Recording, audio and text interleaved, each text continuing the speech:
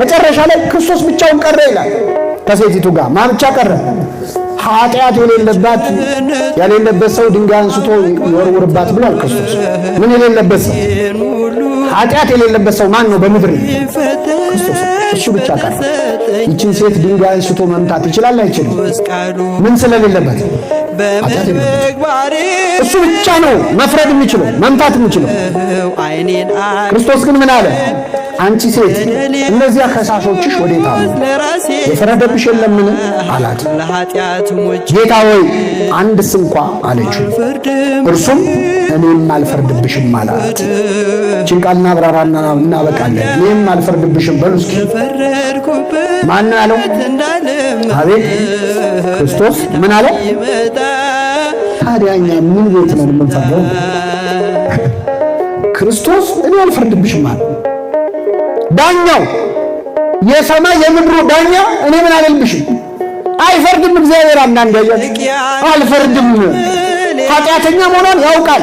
የእነሱ ምስክርነትም አይፈልግም። ገና ስታስበው ጀምሮ ከማመንዘሯ በፊት ያውቃል። አልፈርድብሽም አለ ዳኛው። አልፈርድብሽም ብሎ እየለቀቀ እኛ ጋሻ ጃግሬዎቹ ፈራጅ ያደረገን ማን ነው?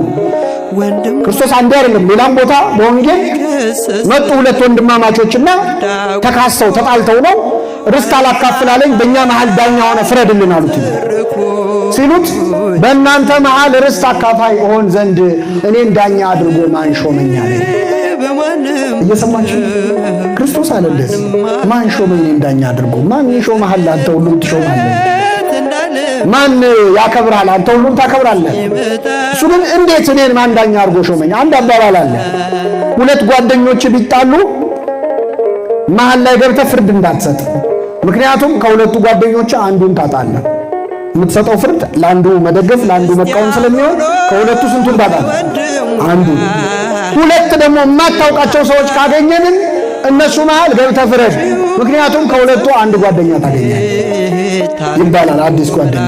እግዚአብሔር ግን የሁላችን ጓደኛ፣ የሁላችን ወዳጅ፣ የሁላችን አባት ነው። ሁለቱም ወገን ላይ ያለውን ችግር የበደውንም የተበደውንም ህመም ያውቃል እግዚአብሔር። አልፈርድብሽም አለ። እንግዲህ እሱ ካልፈረደ እኛ እንዴት ለምንፈርደው? አባቶቻችን በጣም ይገርማቸዋል። እኛ ክርስቶስን ስለማንመስል ነው። የብዙ ቅዱሳንን ሕይወት ስታዩ በታሪካቸው ውስጥ አለመፍረድን በጣም እናያለን።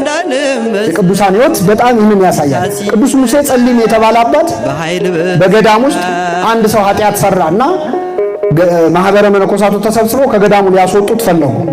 ግን ስብሰባ ጠሩ። መጀመሪያ ተሰብስበን እንወያይበታል። ከዛ አባ ሙሴ ጸሊም ና ሲባል አይመጣም።